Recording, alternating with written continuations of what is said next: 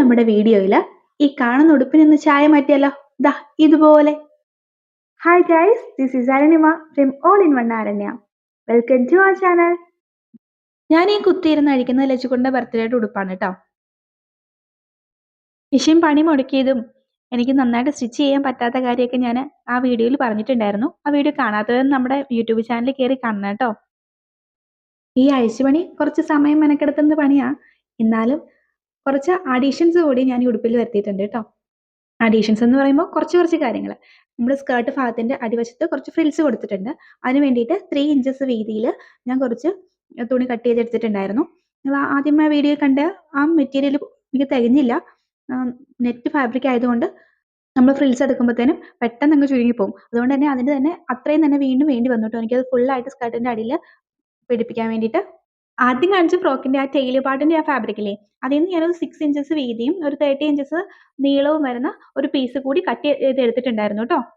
Yoke പാർട്ടിന്റെ ഒരു side മാത്രം ഞാൻ ആ മാർക്ക് ചെയ്ത സൈഡിൽ കൂടെ ഒന്ന് സ്റ്റിച്ച് ചെയ്തെടുത്തിട്ടുണ്ട്.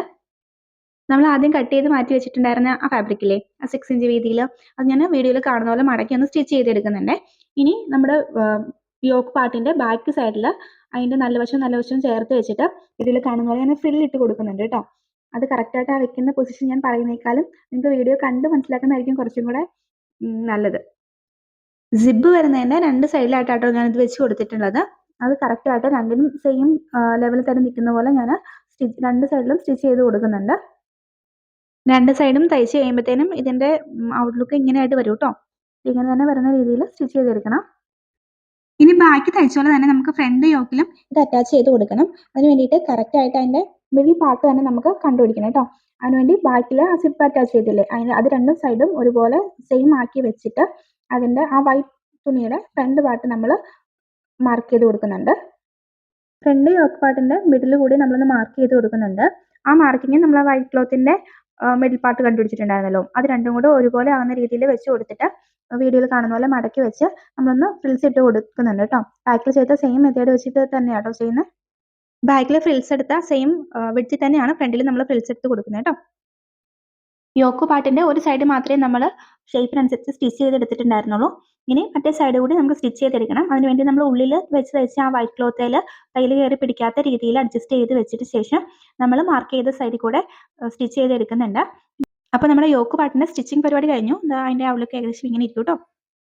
നമ്മൾ യോക്കിൽ എക്സ്ട്രാ ആഡ് ചെയ്ത് കൊടുത്ത വൈറ്റ് ക്ലോത്ത് സ്ലീവിന്റെ ഭാഗത്തേക്ക് വരുമ്പോഴത്തേനും, അതായത് കൈയുടെ മിഡിൽ പോർഷനിൽ വരുന്ന ആ ഭാഗത്ത് കറക്റ്റായിട്ട് ആ മിഡിൽ പാർട്ട് മാർക്ക് ചെയ്ത ശേഷം അവിടെ ഞാൻ കുറച്ച് ബീഡ്സ് കൂടെ അറ്റാച്ച് ചെയ്ത് കൊടുക്കാമെന്ന് വിചാരിക്കുകയാണ്. അപ്പോൾ ആദ്യം നമ്മൾ ഫ്രണ്ടിലും ബാക്കിലും യോക്കിലും നമ്മൾ ആ വൈറ്റ് ക്ലോത്ത് അറ്റാച്ച് ചെയ്തപ്പോൾ ഉള്ളിലേക്ക് കുറച്ച് മടക്കി വെച്ചിട്ടുണ്ടായിരുന്നു. സെയിം മെത്തേഡ് തന്നെ ഇവിടെ ചെയ്തു. ഉള്ളിലേക്ക് മടക്കി വെച്ചു.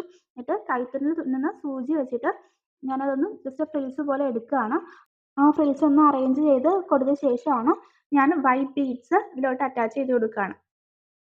ആദ്യം ഞാൻ വിചാരിച്ചത് ബീഡ്സ് ഇങ്ങനെ അറ്റാച്ച് ചെയ്ത് കൊടുത്തതിന് ശേഷം താഴത്തേക്ക് ഹാങ്ങിങ്സ് പോലെ വൈറ്റ് ബീഡ്സ് കൊടുക്കാമെന്നാണ്. പിന്നെ ലച്ചുവിനെ ഞാൻ വെച്ച് നോക്കി കഴിഞ്ഞപ്പം ഞാൻ എക്സ്ട്രാ ആഡ് ചെയ്ത ആ ക്ലോത്ത് കുറച്ച് ലൂസാണ്. ഞാൻ ആ മെഷർമെന്റ് എടുത്ത് കുറച്ച് ലൂസാണ്. അതുകൊണ്ട് തന്നെ ഞാനൊരു 1.5 ഇഞ്ച് ഇങ്ങോട്ട് ബാക്കിലോട്ട് മാർക്ക് ചെയ്ത് ഇപ്പോൾ വീഡിയോയിൽ കാണുന്ന പോലെ ഞാൻ തയ്ച്ചെടുക്കുന്നുണ്ട്. ഒരു ബട്ടർഫ്ലൈ പോലെ അവിടെ വരും. വൃത്തികേടുമില്ല. ഞാനൊരു പ്രൊഫഷണൽ ആയിട്ടുള്ള ടൈലറൊന്നും അല്ല. അതുകൊണ്ട് തന്നെ കുറച്ച് പോരായ്മകളൊക്കെ തയ്ക്കുമ്പോൾ ഉണ്ടാവാറുണ്ട്. ഞാനൊരു ഫാഷൻ ഡിസൈനറോ പ്രൊഫഷണൽ ആയിട്ട് ടൈലറിങ് ചെയ്യുന്ന ഒരാളോ ഒന്നുമല്ല. കുറച്ച് ബേസിക്സ് ആയിട്ട് ടൈലറിങ് വർക്ക്സ് അറിയാമെന്ന് മാത്രമേ ഉള്ളൂ. പിന്നെ നമ്മൾ ഓരോ പുതിയ കാര്യങ്ങൾ കാണുമ്പോൾ അത് ചെയ്തു നോക്കാനുള്ള ഒരു ആഗ്രഹം കൊണ്ട് ചെയ്യുന്നതാണ് കേട്ടോ. അപ്പോൾ ഒരു പ്രൊഫഷണൽ ടൈലർ ചെയ്യുന്നതും ഞാൻ ചെയ്യുന്നതും വെച്ച് കമ്പാരിസൺ ചെയ്യരുത് കേട്ടോ. നമ്മുടെ കുട്ടികൾക്ക് നമ്മൾ തന്നെ തയ്ച്ചു കൊടുക്കുമ്പോൾ കിട്ടുന്ന ഒരു സാറ്റിസ്ഫാക്ഷൻ ഉണ്ടല്ലോ, അതിന് വേണ്ടിയിട്ട് ഞാൻ ചെയ്യുന്നതാണ് കേട്ടോ. ലച്ചുകുട്ടനെ ഞാൻ ഇടിച്ച് നോക്കിയിട്ട് അതിന് എവിടെയാണ് എത്ര ലൂസ് ഉണ്ടെന്ന് നോക്കി വെച്ചിട്ടാണ് ഞാൻ ഈ 1.5 ഇഞ്ച് മാർക്ക് ചെയ്തിട്ട് ഈ ബട്ടർഫ്ലൈ പോലെ തയ്ച്ചെടുക്കുന്നത് കേട്ടോ.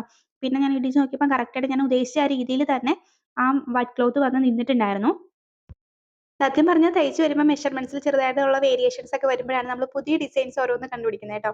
എൻ്റെ കാര്യത്തിൽ അങ്ങനെയാണ്. എല്ലാവരും അങ്ങനെയാണോ എന്ന് എനിക്കറിയില്ല കേട്ടോ. നമ്മൾ ആദ്യം സ്റ്റിച്ച് ചെയ്ത് വെച്ചിട്ടുണ്ടായിരുന്ന ആ ഫ്രിൽസ് എല്ലാം കൂടെ നമ്മുടെ സ്കേർട്ടിന്റെ താഴത്തെ ഭാഗത്ത് ഞാൻ സ്റ്റിച്ച് ചെയ്ത് അറ്റാച്ച് ചെയ്ത് കൊടുത്തിട്ടുണ്ടായിരുന്നു കേട്ടോ. ഞാൻ അതിന്റെ വീഡിയോ എൻ്റെ കയ്യിൽ ഉണ്ടായിരുന്നു. പക്ഷെ ഞാൻ എഡിറ്റ് ചെയ്യാൻ നോക്കി കഴിഞ്ഞപ്പോൾ ആ വീഡിയോ എൻ്റെ കയ്യിൽ മിസ്സായിട്ട് അതാട്ടോ ആഡ് ചെയ്യാത്തത്. ഇനി നമ്മൾ നമ്മുടെ യോക്ക് പാർട്ടും സ്കേർട്ട് പാർട്ടും കൂടെ അറ്റാച്ച് ചെയ്ത് കൊടുക്കുകയാണ്. അതിന് വേണ്ടിയിട്ട് ഇത് രണ്ടും കൂടെ ഒന്നിച്ച് സ്റ്റിച്ച് ചെയ്യുന്നതിന് മുമ്പ് ഞാൻ ആദ്യം പിന്ന് വെച്ചൊന്ന് അതിൻ്റെ മെഷർമെൻറ്റ്സ് കറക്റ്റ് ആണോ എന്ന് നോക്കിയതിന് ശേഷമാണ് കേട്ടോ സ്റ്റിച്ച് ചെയ്ത് കൊടുക്കുന്നത്. പിന്നെ സ്കേർട്ടിൻ്റെ നമുക്ക് 2 ലൈനിങ്ങും നെറ്റും കൂടെ വരുന്നുണ്ട്. അപ്പോൾ അതിന് ഒന്നും അങ്ങോട്ടും ഇങ്ങോട്ടും കയറി പിടിക്കാതെ കറക്റ്റായിട്ട് വെച്ചിട്ടാണ് ഇത് സ്റ്റിച്ച് ചെയ്ത് കൊടുക്കുന്നത് കേട്ടോ. അടിയിൽ നല്ല ഫ്രിൽസ് എല്ലാം കൊടുത്തതുകൊണ്ട് തന്നെ ഞാൻ കുറച്ച് സ്റ്റിഫ് നെറ്റ് കൂടി നമ്മുടെ ലൈനിങ്ങിൽ അറ്റാച്ച് ചെയ്ത് കൊടുക്കുകയാണ്. അതിന് വേണ്ടിയിട്ട് ഒരു 10 ഇഞ്ച് വെച്ചിട്ട് കോട്ടൺ ലൈനിങ് ഫുള്ളായിട്ടൊന്ന് മാർക്ക് ചെയ്ത് കൊടുക്കുന്നുണ്ട് കേട്ടോ. ഇത് ലൈനിങ്ങും എല്ലാം കൂടെ അറ്റാച്ച് ചെയ്യുന്നതിന് മുമ്പ് വേണമായിരുന്നു കൊടുക്കാൻ വേണ്ടിയിട്ട്. സ്റ്റിഫ് നെറ്റിൻ്റെ കാര്യം മറന്നുപോയി. ഏതായാലും ഞാൻ സ്റ്റിച്ച് ചെയ്തതിന് ശേഷമാട്ടോ ഇത് അറ്റാച്ച് ചെയ്ത് കൊടുത്തത്. അപ്പോൾ ഒന്ന് അഴിക്കേണ്ടി വന്നു. എനിക്ക് ആ ലൈനിങ്ങെല്ലാം കൂട്ടിയിടിച്ച് ഒന്ന് അഴിക്കേണ്ടി വന്നിട്ടുണ്ടായിരുന്നു.